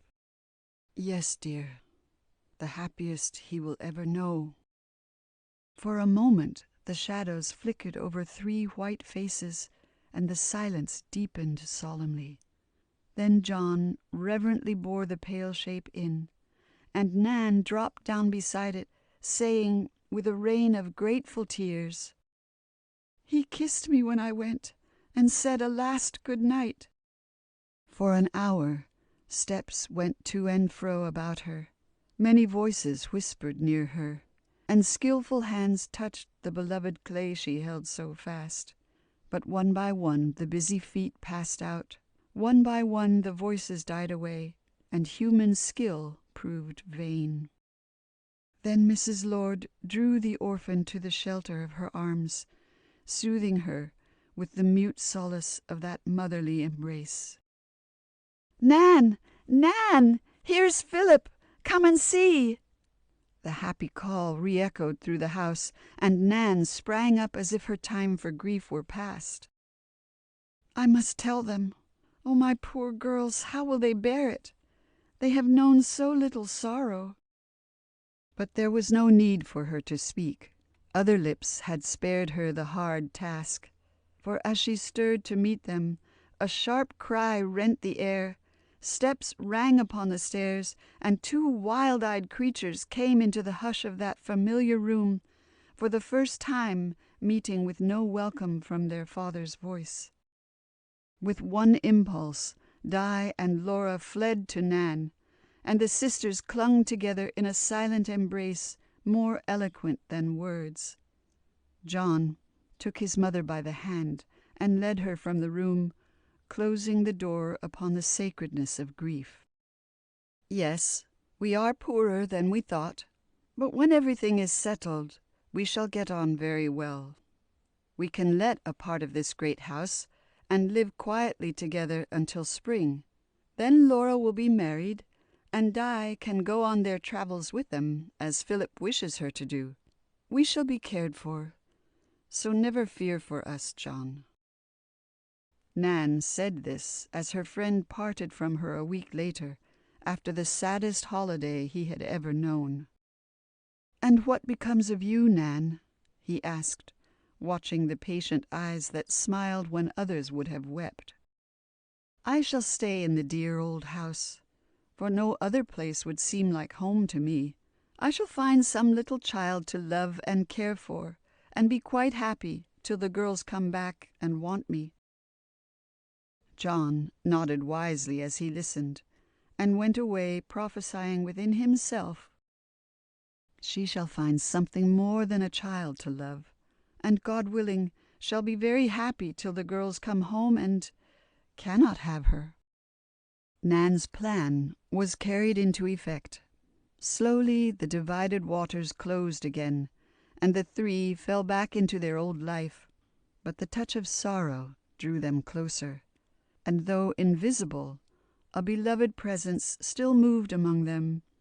A familiar voice still spoke to them in the silence of their softened hearts. Thus the soil was made ready, And in the depth of winter the good seed was sown, was watered with many tears, and soon sprang up green with a promise of a harvest for their after years.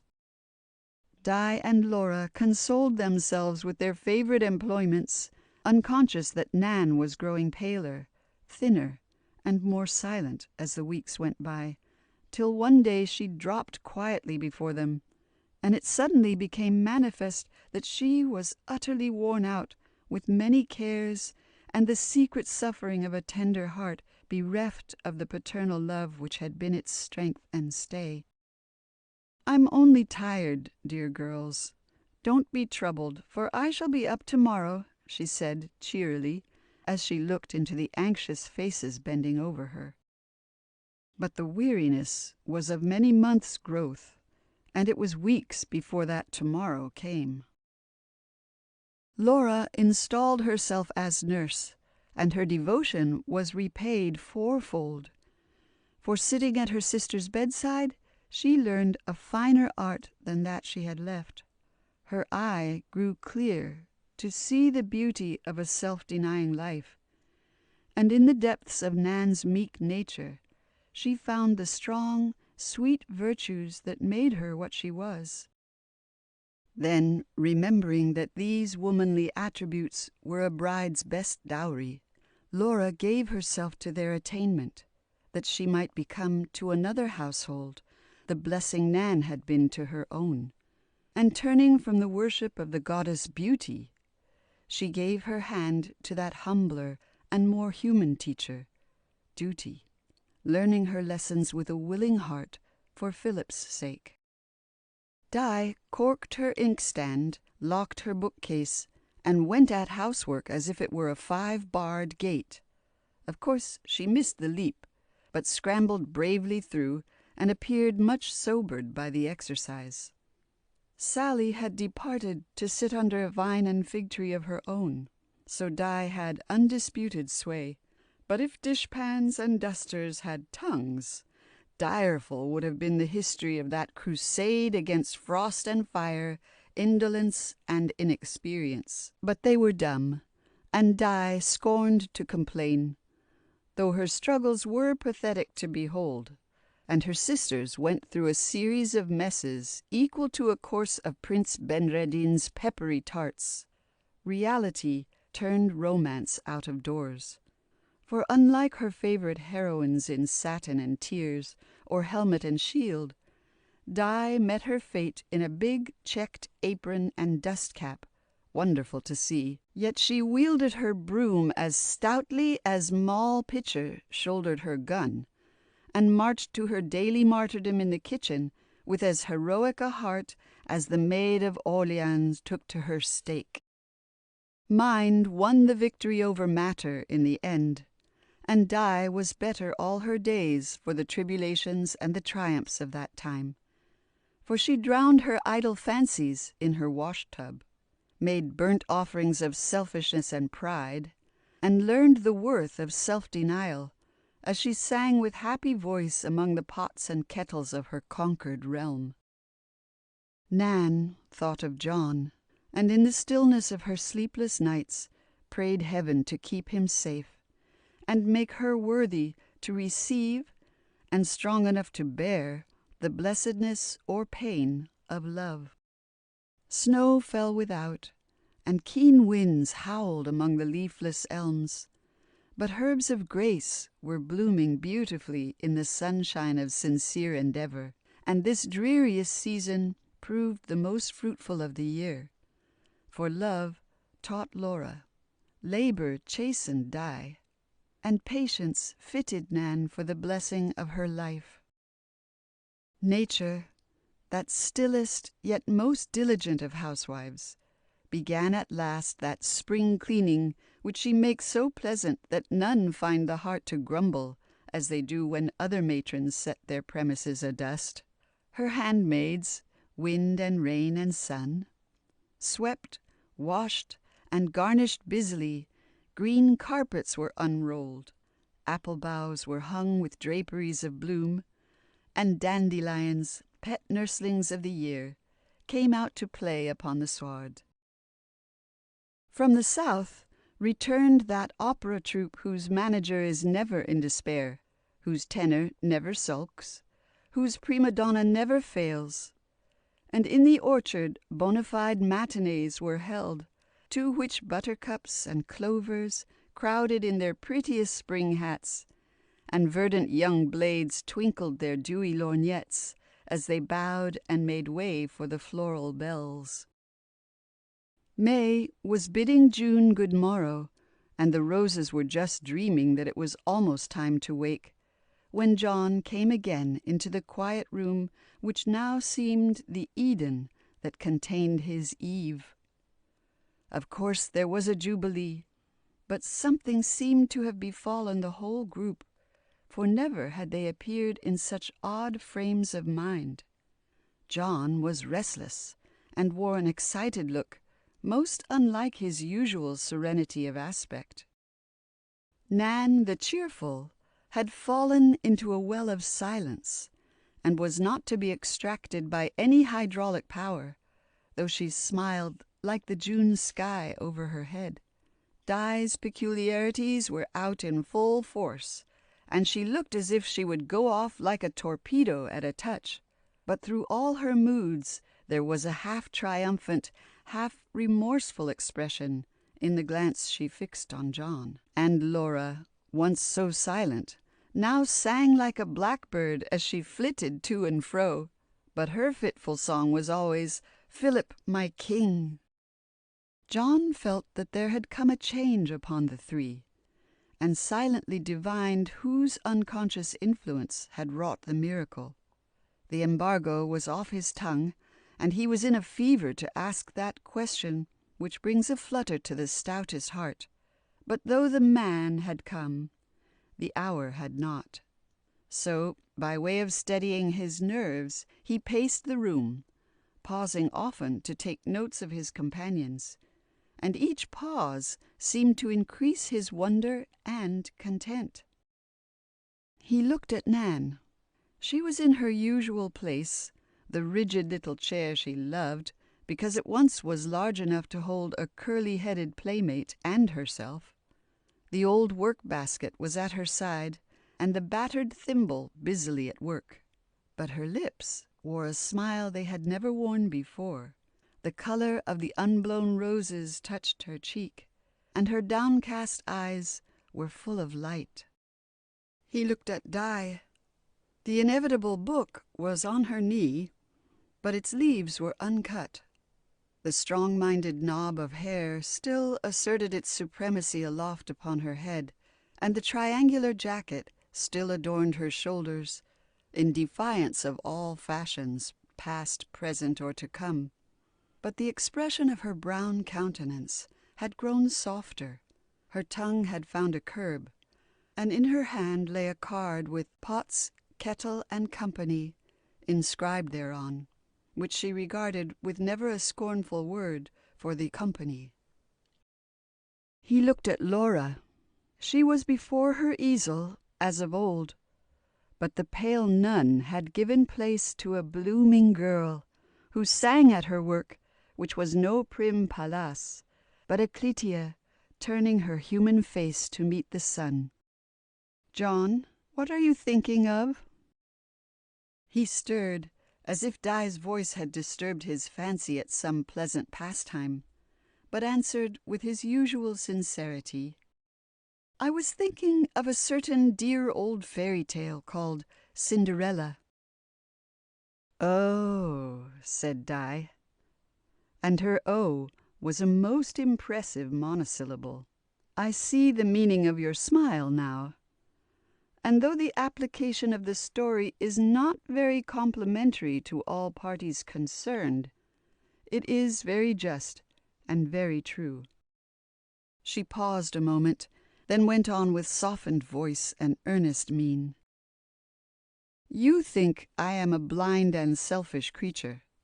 So I am, but not so blind and selfish as I have been, for many tears have cleared my eyes, and much sincere regret has made me humbler than I was. I have found a better book than any father's library can give me, and I have read it with a love and admiration that grew stronger as I turned the leaves. Henceforth I take it for my guide and gospel, and looking back upon the selfish and neglectful past, can only say, Heaven bless your dear heart, Nan. Laura echoed Di's last words, for with eyes as full of tenderness, she looked down upon the sister she had lately learned to know, saying warmly, Yes, heaven bless your dear heart, Nan. I never can forget all you have been to me, and when I am far away with Philip, there will always be one countenance more beautiful to me than any pictured face I may discover. There will be one place more dear to me than Rome. The face will be yours, Nan, always so patient, always so serene. And the dearer place will be this home of ours, which you have made so pleasant to me all these years by kindnesses as numberless and noiseless as the drops of dew. Dear girls, what have I ever done that you should love me so? Cried Nan, with happy wonderment, as the tall heads, black and golden, bent to meet the lowly brown one, and her sister's mute lips answered her. Then Laura looked up, saying playfully, Here are the good and wicked sisters. Where shall we find the prince? There, cried Di, pointing to John, and then her secret went off like a rocket. For with her old impetuosity, she said, I have found you out, John, and am ashamed to look you in the face, remembering the past. Girls, you know when Father died, John sent us money, which he said Mr. Owen had long owed us and had paid at last. It was a kind lie, John, and a generous thing to do, for we needed it, but never would have taken it as a gift. I know you meant that we should never find this out, but yesterday I met Mr. Owen returning from the West, and when I thanked him for a piece of justice we had not expected of him, he gruffly told me he had never paid the debt, never meant to pay it, for it was outlawed and we could not claim a farthing. John, I have laughed at you, thought you stupid, treated you unkindly, but I know you now, and never shall forget the lesson you have taught me. I am proud as Lucifer, but I ask you to forgive me, and I seal my real repentance so and so. With tragic countenance, Di rushed across the room, threw both arms about the astonished young man's neck, and dropped an energetic kiss upon his cheek. There was a momentary silence, for Di finely illustrated her strong-minded theories by crying like the weakest of her sex. Laura, with the ruling passion strong in death, still tried to draw, but broke her pet crayon, and endowed her Clytia with a supplementary orb, owing to the dimness of her own. And Nan sat with drooping eyes that shone upon her work, thinking with tender pride, they know him now, and love him for his generous heart. Di spoke first, rallying to her colors, though a little daunted by her loss of self-control. Don't laugh, John. I couldn't help it. And don't think I'm not sincere, for I am. And I will prove it by growing good enough to be your friend. That debt must all be paid, and I shall do it. For I'll turn my books and pen to some account, and write stories full of clear old souls like you and Nan. And someone I know will like and buy them, though they are not works of Shakespeare. I've thought of this before, have felt I had the power in me. Now I have the motive, and now I'll do it. If Di had proposed to translate the Koran or build a new St. Paul's, there would have been many chances of success, for once moved, her will, like a battering ram, would knock down the obstacles her wits could not surmount. John believed in her most heartily, and showed it as he answered, looking into her resolute face, I know you will, and yet make us very proud of our chaos, Di. Let the money lie, and when you have a fortune, I'll claim it with enormous interest. But believe me, I feel already doubly repaid by the esteem so generously confessed, so cordially bestowed, and can only say, as we used to years ago, now let's forgive and so forget. But proud Di would not let him add to her obligation, even by returning her impetuous salute. She slipped away, and, shaking off the last drops, answered with a curious mixture of old freedom and new respect. No more sentiment, please, John. We know each other now, and when I find a friend, I never let him go.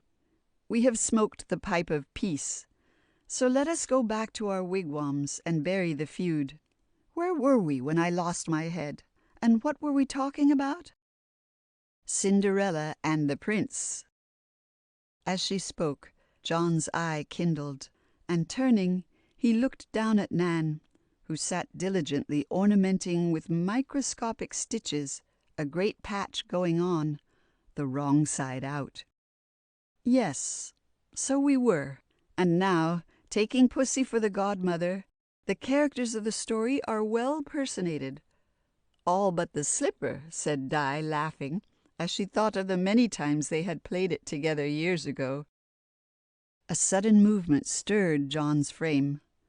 A sudden purpose shone in his countenance, and a sudden change befell his voice, as he said, producing from some hiding place a little worn-out shoe, I can supply the slipper. Who will try it first? Di's black eyes opened wide as they fell on the familiar object. Then her romance-loving nature saw the whole plot of that drama which needs but two to act it. A great delight flushed up into her face as she promptly took her cue, saying, No need for us to try it, Laura, for it wouldn't fit us if our feet were as small as Chinese dolls. Our parts are played out. Therefore, exeunt wicked sisters to the music of the wedding bells. And pouncing upon the dismayed artist, she swept her out and closed the door with a triumphant bang. John went to Nan, and dropping on his knee as reverently as the herald of the fairy tale, he asked, still smiling, but with lips grown tremulous, Will Cinderella try the little shoe? And if it fits, go with the prince?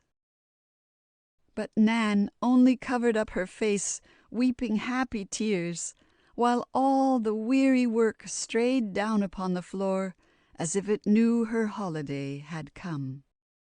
John drew the hidden face still closer, and while she listened to his eager words, Nan heard the beating of the strong man's heart and knew it spoke the truth.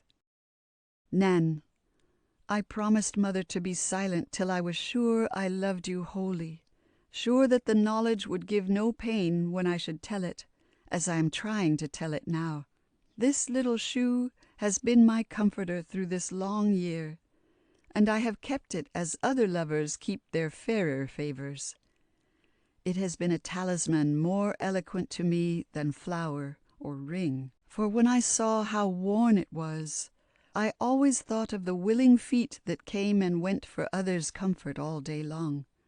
When I saw the little bow you tied, I always thought of the hands so diligent in serving anyone who knew a want or felt a pain. And when I recalled the gentle creature who had worn it last, I always saw her patient, tender, and devout, and tried to grow more worthy of her, that I might one day dare to ask if she would walk beside me all my life and be my angel in the house. Will you, dear? Believe me, you shall never know a weariness or grief I have the power to shield you from. Then Nan, as simple in her love as in her life, laid her arms about his neck, her happy face against his own, and answered softly, Oh, John, I never can be sad or tired any more. If you like the video, put a like, subscribe to the channel and click on the bell to not miss our new videos.